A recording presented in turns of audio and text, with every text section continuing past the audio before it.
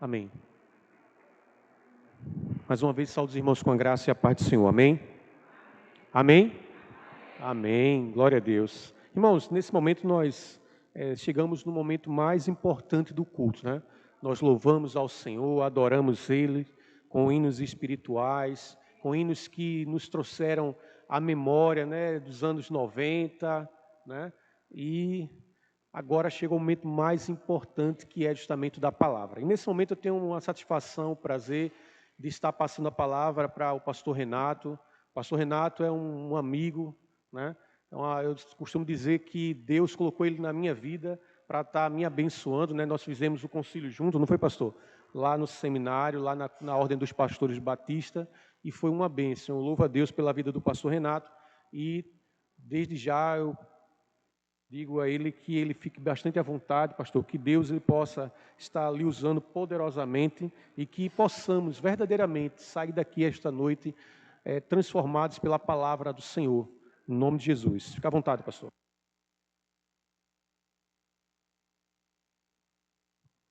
Amém.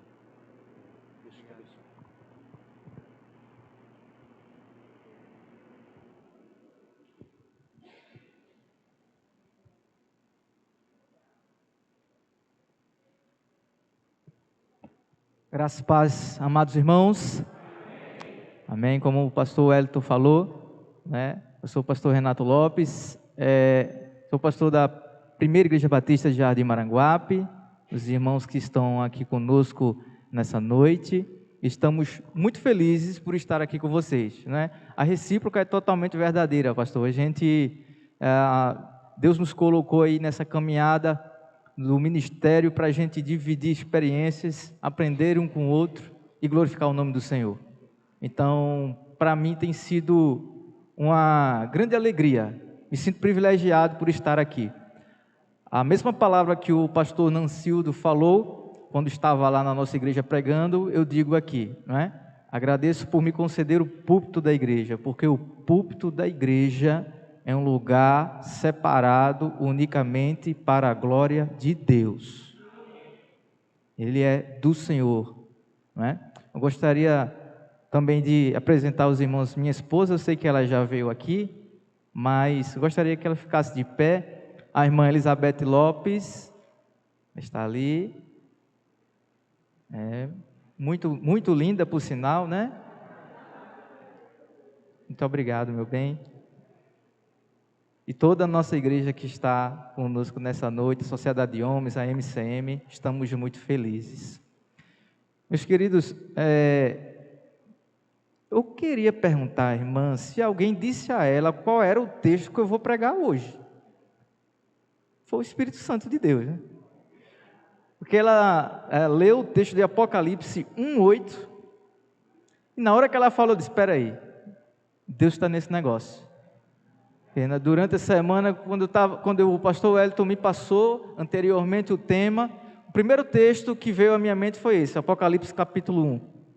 E principalmente o versículo 8. Então eu gostaria de convidar você a se colocar de pé, por favor. Nós vamos ler Apocalipse 1, versículos de número 4 a 8. Apocalipse 1, versículos 4 a 8. Como está projetado em tela, eu gostaria que os irmãos ficassem com a sua Bíblia também aberta, mas que nós pudéssemos ler juntos os versículos em uníssono. Vamos ler juntos? João, às 7 igrejas que estão na província da Ásia, graça e paz a vós outros, da parte daquele que é, que era e que há de vir, e da parte do sétuplo Espírito que o assiste diante do seu trono, e de Jesus Cristo, que é a testemunha fiel, o primogênito dentre os mortos e o soberano dos reis da terra. Ele que nos ama e mediante o seu sangue nos libertou de todos os nossos pecados e nos constituiu reino e sacerdotes para servir a Deus, seu Pai. A Ele, portanto, sejam glória e domínio pelos séculos dos séculos. Amém.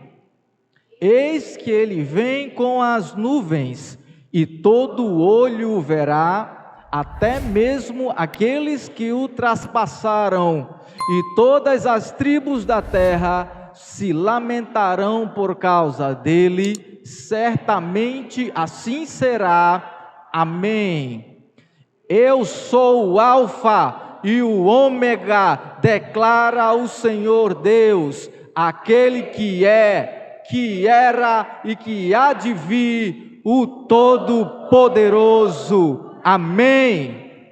Nosso Deus, glorificado é o teu nome, Senhor.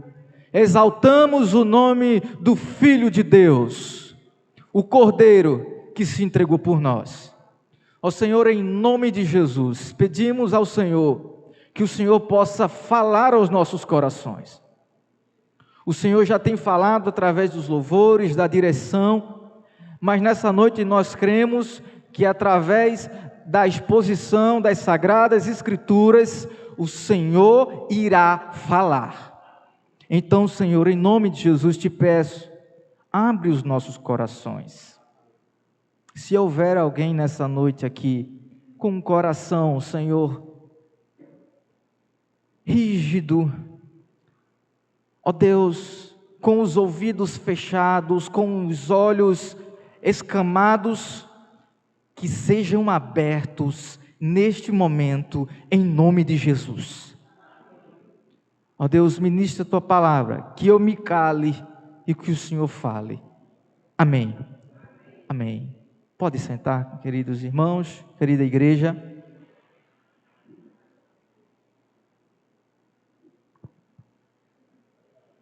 O texto que nós lemos de Apocalipse, capítulo 1, versículos 4 a 8, é um dos textos que o Senhor Jesus Cristo, Ele faz promessas à igreja, Ele traz uma palavra de ânimo a todos os crentes daquela época. É um texto que o Senhor Jesus Cristo, Ele traz uma palavra de vigor. E essa palavra de vigor é atemporal. Por isso que o Senhor Jesus Cristo, que Ele diz que Ele é o Alfa e o Ômega, o início e o fim. Por isso que o Senhor Jesus Cristo diz que Ele é aquele que é e é aquele que há de vir, que Ele é o Todo-Poderoso. Estamos no culto retrô.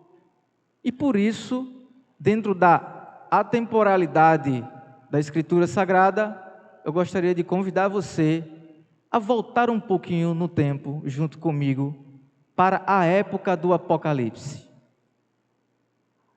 A época em que o livro do Apocalipse foi escrito. Os historiadores cristãos e judeus, Flávio Joséfo e entre outros, eles indicam que o livro do Apocalipse foi escrito mais ou menos no ano 97 depois de Cristo. Faz um bom tempo, né?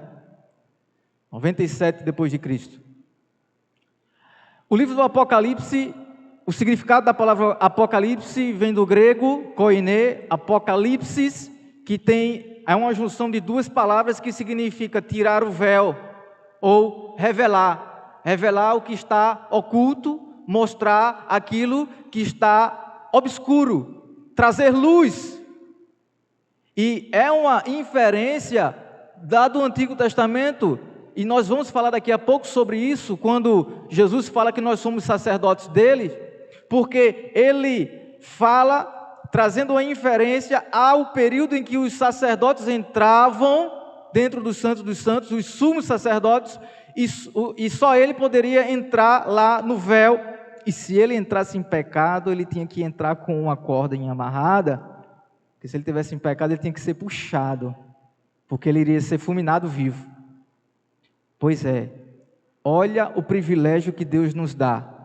os segredos que só os sumos sacerdotes do Antigo Testamento poderiam ver, Jesus revelou a nós através do livro do Apocalipse. Irmãos, esse livro é uma pérola preciosíssima, porque ele fala do passado, ele fala do presente, ele fala do futuro.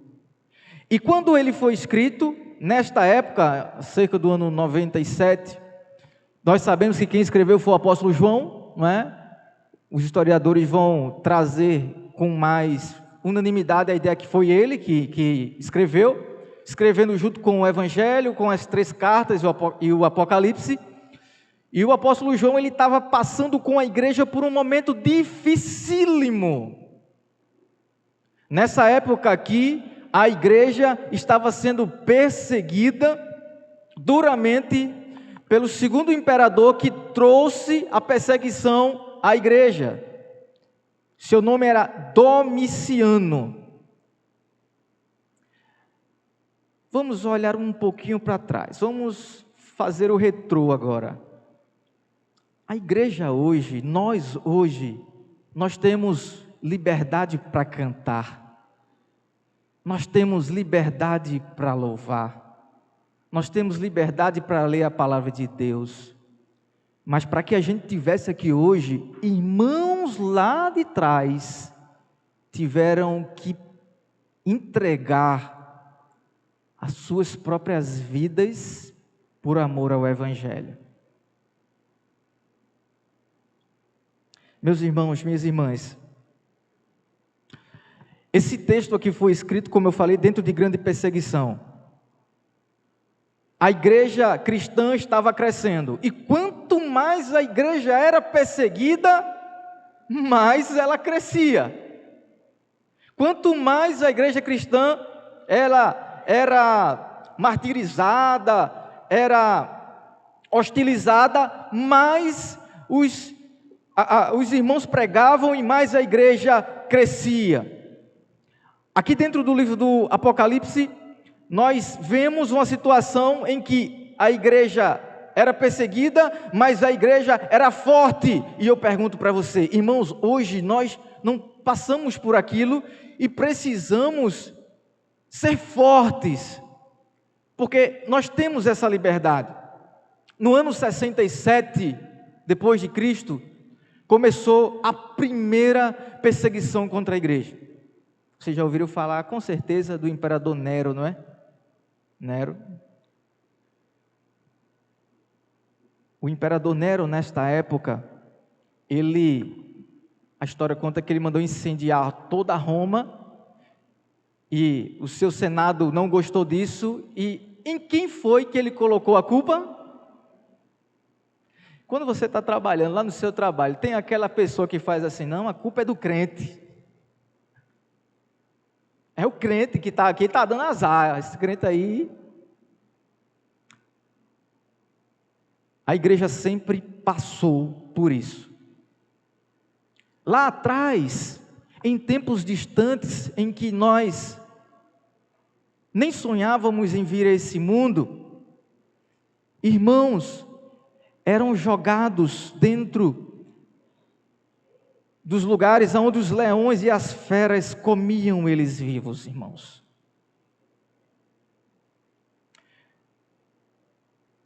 Na época dessa perseguição, a história vai dizer que crucificaram tantos crentes, que faltou madeira na cidade de Roma. Faltou madeira. Olhe um pouquinho para trás. O que é que você está passando hoje por servir a Jesus? Quais são as aflições? Quais são as perseguições?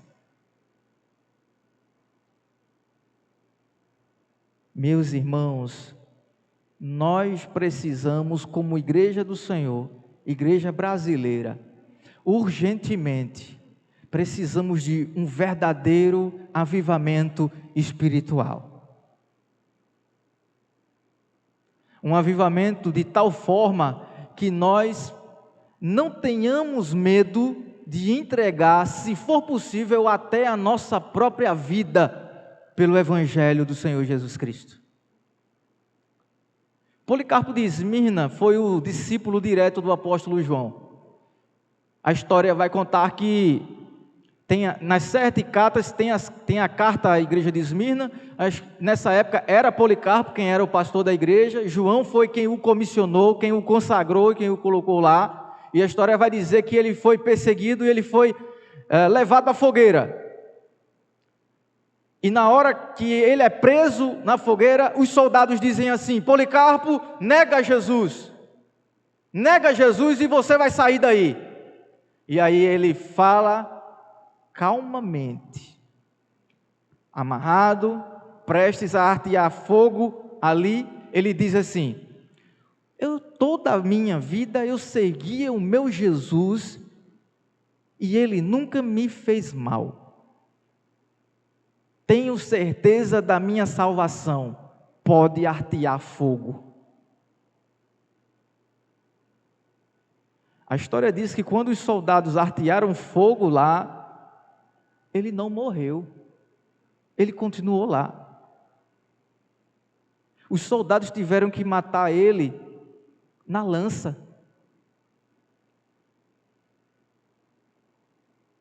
Meus irmãos, eu quero nessa noite convidar você para olhar um pouco para trás na história e para fazer uma autoanálise dentro de mim e dentro de você. Nós vamos olhar para dentro de nós hoje. A igreja primitiva, a igreja retrô, era uma igreja forte, uma igreja de oração, uma igreja de fé, uma igreja intrépida, uma igreja que pregava o evangelho com toda ousadia, porque era uma igreja que vivia debaixo da graça do Senhor Jesus Cristo, e nós também devemos seguir esse mesmo exemplo. Eu trouxe aqui algumas coisas que aconteceram naquela época, só a nível de informação e de crescimento espiritual. Dentro do império, do primeiro imperador Nero, que trouxe a perseguição para a igreja, olha o que a igreja passou. Ele incendiou toda Roma e culpou a igreja. Ele crucificou tantas pessoas que faltou madeira na cidade. Ele foi o mandante da morte de Paulo e de Pedro. Paulo morreu decapitado, Pedro morreu de cabeça para baixo. Ele pendurava os cristãos em tochas, fazia uma tocha, pendurava o cristão em cima, ateava fogo e colocava ele para iluminar a cidade de Roma. Está reclamando da vida, meu irmão? Dê glória a Deus. Outra coisa que ele fazia, a crueldade dele era tão grande, que ele arrancava peles de animais e costurava as peles dos animais nos cristãos e colocava para os leões comerem ele como se eles fossem animais. Essa foi a primeira perseguição da igreja, mas a igreja cresceu.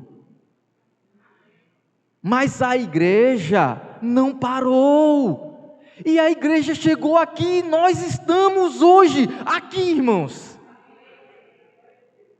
O mesmo Cristo que sustentou a igreja lá do passado, a igreja retrô, é o Cristo que nos sustenta.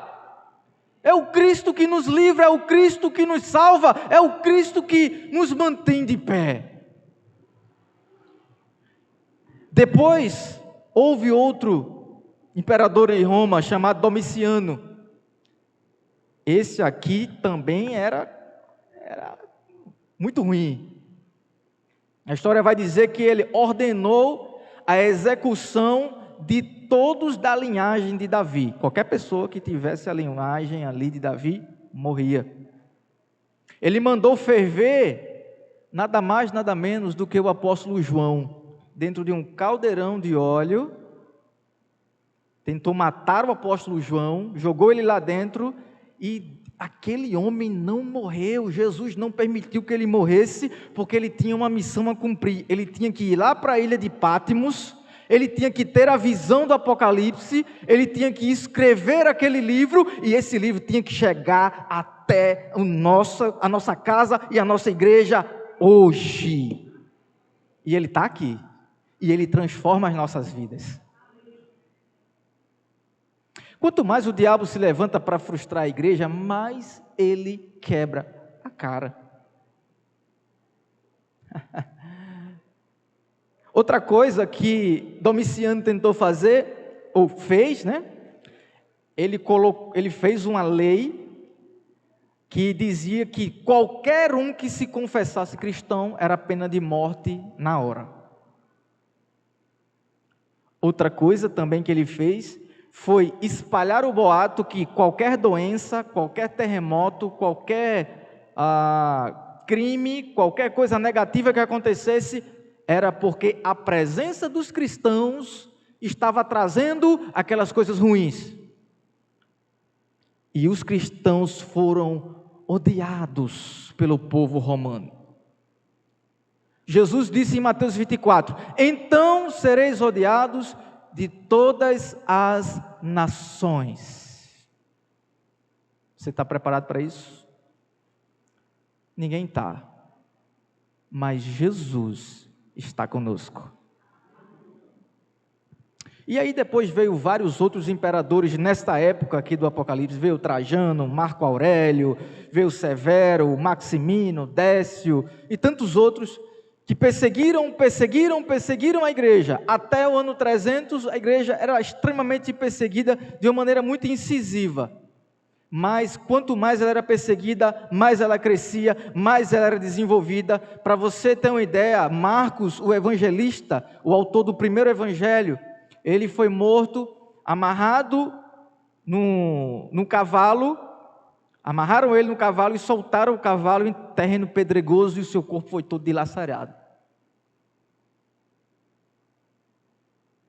O apóstolo Paulo, como nós falamos, passou 2 anos numa prisão domiciliar, depois foi degolado, e as últimas palavras que ele disse assim, as últimas palavras da vida dele: completei a minha carreira, guardei a fé. E agora a coroa da justiça está preparada para mim. E para todos aqueles que amam a sua vinda, a parousia, a vinda do Senhor Jesus Cristo. Essa carta, esse livro foi escrito para irmãos que estavam passando por momentos difíceis, para irmãos que estavam vivendo momentos muito complicados. E aqui, esse texto que nós lemos, eu vou pedir a você, por favor, para acompanhar comigo os versículos. Aqui no texto, a partir do versículo 4, nós vamos ver que ele está aqui dedicando as 7 cartas para as 7 igrejas da Ásia. As 7 igrejas da Ásia, dentro de uma boa exegese, elas representam todas as igrejas de todos os tempos. Filadélfia, Pérgamo, Esmirna, Éfeso. Cada igreja representa uma era cristã. Aqui ele traz essa mensagem atemporal para aquelas igrejas e para nossas igrejas. A mesma palavra que tem autoridade lá para aquelas igrejas tem autoridade aqui para nós, para cada um de nós. E ele ele faz uma dedicação. Eu acho lindo isso aqui. O apóstolo João, ele dedica essas palavras para a igreja. Na verdade, ele dedica falando em nome do Senhor Jesus Cristo. Ele coloca palavras ali invocando o nome do Senhor Jesus Cristo e mostrando que quem está falando não é ele, mas é Jesus. Ele teve o grande privilégio de ver o céu. Então ele viu e trouxe revelações para nós hoje. Versículo de número 4.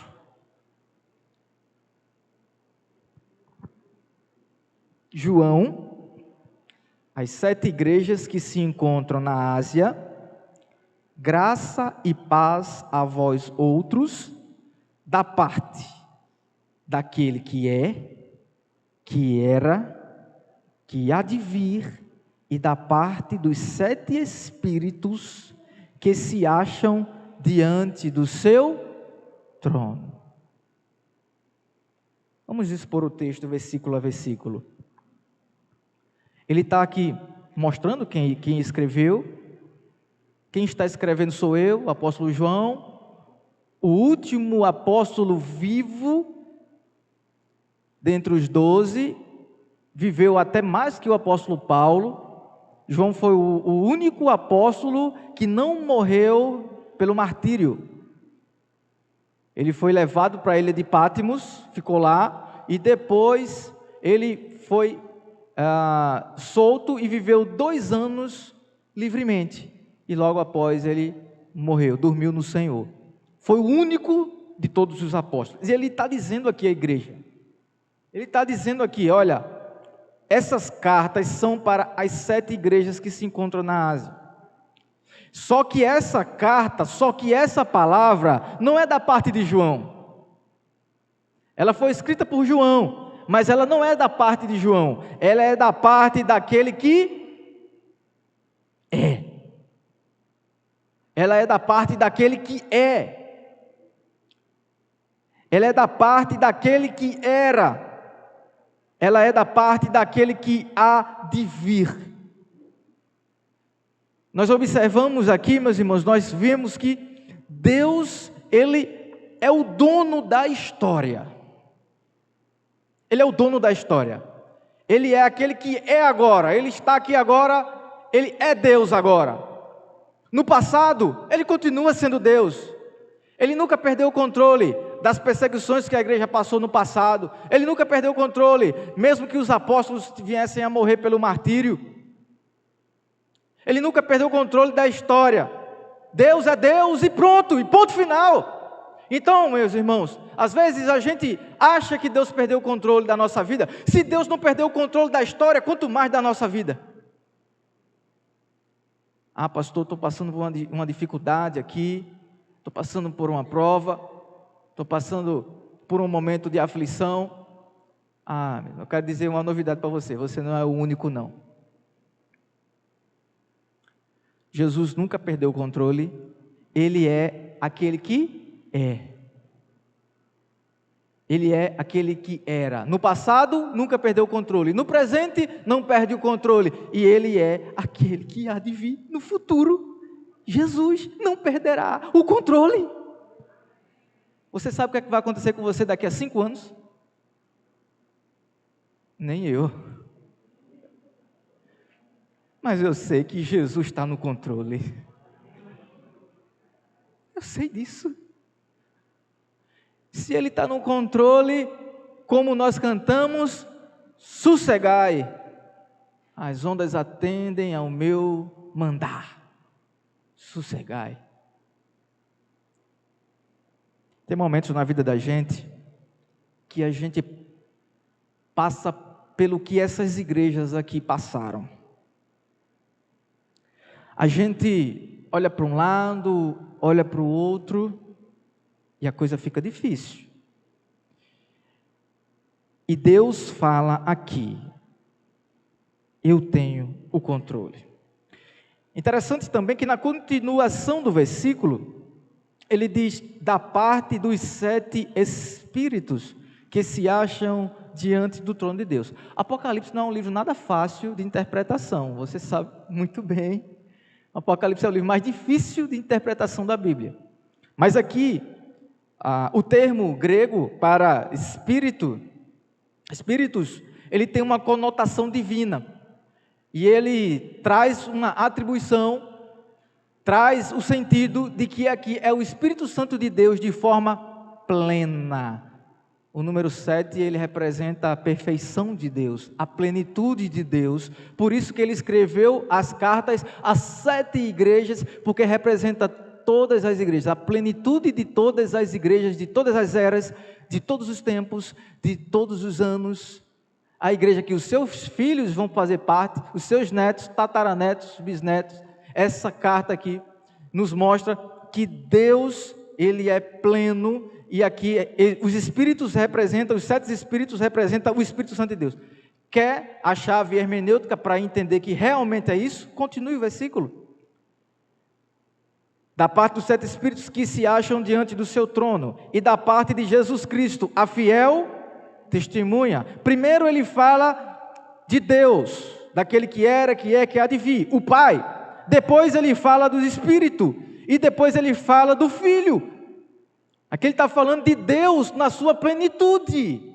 O Pai, o Filho e o Espírito Santo. Deus na sua plenitude. O texto continua dizendo, versículo 5, da parte de Jesus Cristo, a fiel testemunha, o primogênito dos mortos, o soberano dos reis da terra. Jesus é o Senhor dessa igreja, então Ele é o soberano, Ele é o soberano de toda a terra. Aquele que cuida de nós é o soberano do universo. Por falar em universo, você sabia que se a gravidade ela oscilasse por milimetricamente, todos nós morreríamos? Se a força da gravidade oscilasse? E por que durante toda a história da humanidade ela nunca oscilou? Porque a mão de Deus está segurando o nosso planeta, as nossas vidas.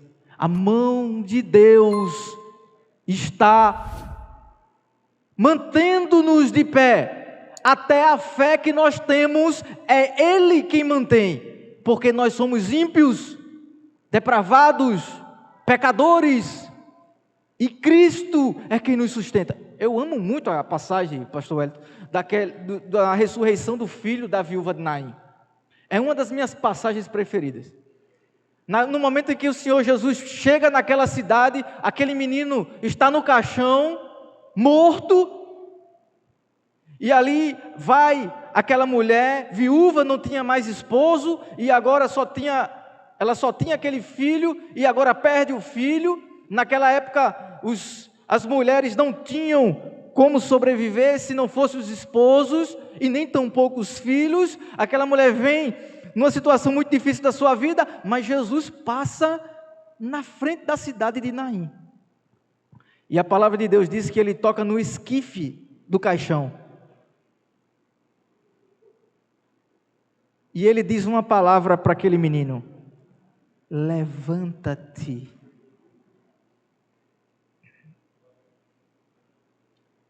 Jesus é dono da vida e dono da morte. Nós não estamos aqui à toa. A gente não está aqui num culto para passar tempo. Nós estamos aqui porque o Senhor Jesus está aqui. O soberano da terra, o dono da vida e da morte, o sustentador do universo, Ele está conosco. Lá em Jardim Maranguape, a gente gosta muito de um louvor, né, com a sociedade, que a gente canta: Deus está aqui, aleluia, tão certo como o ar que eu respiro, tão certo como a manhã que se levanta,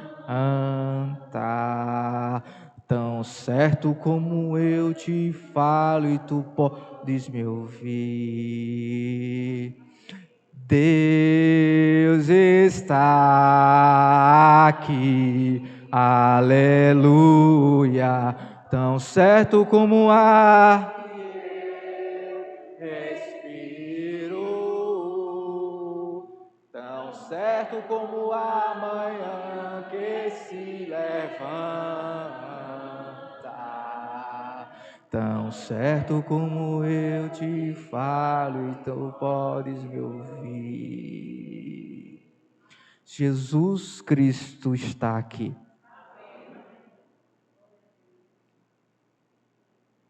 Você lembra que No começo da mensagem, eu falei dos sacerdotes, que se eles entrassem lá no Santo dos Santos em pecado, eles eram fulminados, por isso que eles tinham que ser amarrados com uma corda e tinham que ser puxados rapidamente, os sumos sacerdotes.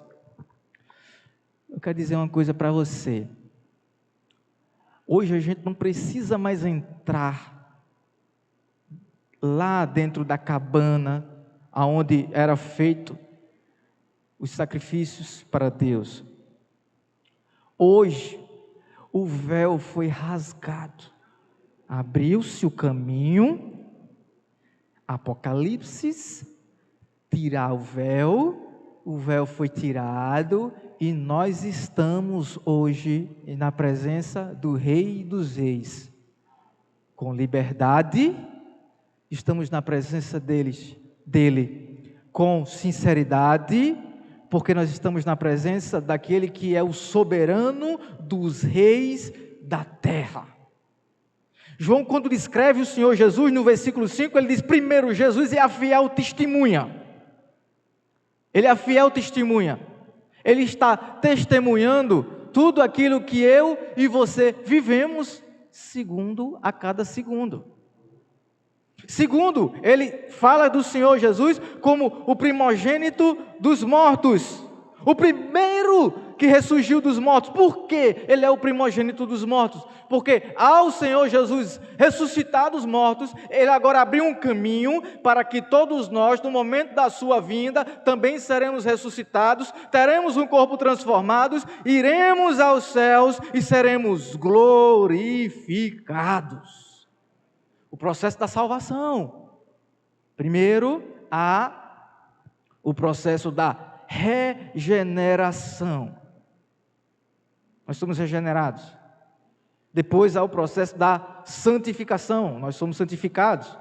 Depois há o processo da glorificação, que vai ser o final, vai ser o ato final em que nós seremos glorificados. Por enquanto estamos na santificação, mas iremos chegar na glorificação. O apóstolo João continua dizendo no versículo 5: aquele que nos ama. A palavra aqui no grego é agape, ou agapau, dependendo da pronúncia. Aquele que nos ama de maneira incondicional. Jesus não nos ama só quando a gente está bem, quando a gente está mal, Ele também nos ama. Jesus nos ama em todos os momentos. Glória ao Senhor por causa disso, Senhor, porque as coisas estão difíceis. Tem hora que a gente está mal mesmo. Glória ao Senhor, porque o Senhor me ama quando eu estou de mau humor também. Quando eu estou triste também. Ele continua nos amando. Ele nos ama e pelo seu sangue nos libertou dos nossos pecados. Ele nos abriu, Ele quebrou ali aquela corrente que nos prendia. Ele nos constituiu reino, sacerdotes para o seu Deus e Pai. A Ele a glória, o domínio pelos séculos dos séculos. Amém. Ele nos constituiu reino e sacerdotes. Nós agora entramos diretamente na presença dos santos dos santos. Ele nos constituiu isso para o seu Deus, para o Pai, e só a Ele deve vir a glória e o domínio. Meus irmãos, é interessante o versículo de número 7 e 8, o tempo é meu inimigo. Ele diz assim: eis que vem com as nuvens, e todo olho o verá, até quantos o traspassaram, e todas as tribos da terra se lamentarão sobre ele, certamente. Amém. Aqui eu vou pedir licença a você, eu não sei qual é a sua posição escatológica, mas esse texto aqui, na minha visão, na minha concepção, ela mostra de forma muito evidente que o Senhor Jesus, Ele virá de forma visível. Ele diz que todo o olho verá. Quando Jesus voltar, ninguém vai ficar sem vê-lo. Eita, nossa, pastor Hélio subiu, pastor Renato ficou. Espera aí, eu vou procurar Jesus. Não. Quando Jesus vir, todos irão vê-lo. Todos irão vê-lo. É isso que Apocalipse está dizendo. Olha, prestem atenção. Vai ser como um relâmpago que sai do Oriente, se move do Ocidente. Ele diz mais. Ele diz que ele vem com as nuvens. Ele vai descer com as nuvens. A pregação do Evangelho leva-nos a entender que esse Senhor Jesus, que sustentou a igreja no passado, que sustenta a igreja no presente, Ele vai voltar para levar toda a igreja de todos os tempos, todas as histórias, todas as épocas, em todos os momentos. Ele vai voltar para nos buscar e até os que o traspassaram verão a sua vinda gloriosa. Jesus voltará. Ele está às portas. Ah, meus irmãos, se a gente olhasse para esse texto e imaginássemos 1% da sua profundidade, nós poderíamos ter outra vida hoje. 1%. A Bíblia é tão profunda. Nós precisamos entender que a vinda do Senhor Jesus está próxima, Ele está chegando, Ele está voltando, como foi cantado aqui, e eu e você devemos estar preparados. Te prepara, ó Israel, para se encontrar com o Senhor teu Deus. Veja as palavras que João estava falando para aquela igreja. Olha a preocupação do Senhor Jesus em falar para aquelas igrejas. A preocupação deles em dizer: igreja, vocês amam louvar. Igreja, vocês amam a minha palavra. Vocês me amam, mas eu quero que vocês estejam vivendo na terra, com os pés na terra, mas com os olhos no céu. O reverendo William Franklin Graham, Billy Graham, ele disse, quando era vivo, que o maior milagre de todos os tempos não foi, o maior acontecimento de todos os tempos, não foi o homem ter pisado na lua, mas foi Deus ter pisado na terra, com toda certeza. E Ele vai pisar de novo, Ele voltará. Eu sou o Alfa, eu sou o Ômega, diz o Senhor, Deus, aquele que é, aquele que há de vir, aquele que era, o Todo-Poderoso. O alfabeto grego tem várias letras, né? Alfa, beta, gama, delta, né? E aí vai epsilon, zeta, eta, teta, kappa, lambda, mi, xi, psi, ômicron, pi, rho, sigma, tal, até ômega, que é a última letra. Quando Jesus diz, eu sou alfa, eu sou a primeira letra, quando Jesus diz, eu sou o ômega, eu sou a última letra, Jesus está dizendo, olha, eu estou no controle de tudo, nada foge do meu controle. Eu sou aquele que é, eu sou aquele que há de vir, eu sou o Todo-Poderoso. Por favor, baixe a sua cabeça. Eu vou encerrar agora. Eu queria que você falasse com Deus nesse momento. Eu queria que você analisasse um pouquinho como é que está a sua expectativa, a sua espera para a volta de Jesus. Como é que você tem vivido esses anos da sua vida? Cristo está voltando. A sua vida deve viver para Ele. Romanos 14:8, Paulo diz, porque se vivemos para o Senhor, vivemos. E se morremos, para o Senhor morremos. Quer pois, vivendo ou morrendo, somos todos do Senhor. Como é que você está vivendo a sua vida? Lembre-se que Jesus é o Senhor da história. E na história, Ele tem todo o controle. A história da sua vida não está sendo jogada de forma desordenada. Deus não joga dados. Deus não brinca com as nossas vidas.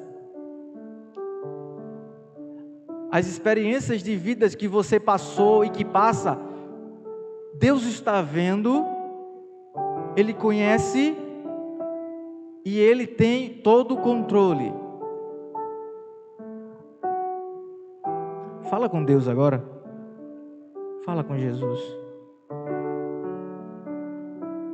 Diga a Ele que a história da sua vida é dele. Entregue-se profundamente à presença do Espírito Santo agora. Esqueça um pouco os problemas, esqueça um pouco as suas lidas do dia a dia e fale com o Senhor. Se Jesus voltasse agora, você estaria pronto? Se o céu se abrisse agora, você estaria pronto?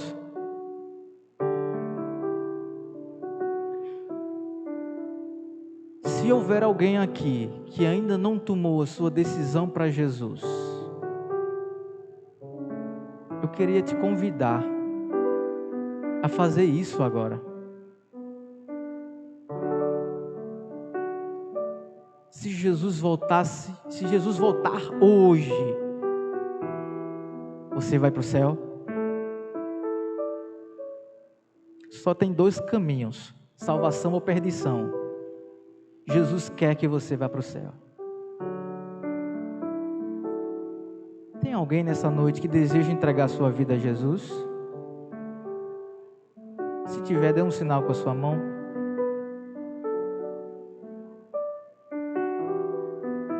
Se não, que o Senhor Jesus te abençoe poderosamente. Ó Deus, muito obrigado, Senhor, por tudo que o Senhor tem feito por nós. Nós não temos palavras para te agradecer. Nos dá uma noite em tuas santas mãos. Guia a história de cada membro dessa igreja. Guia a história de cada família dessa igreja. Glorifica teu nome neles, em Cristo Jesus. Amém.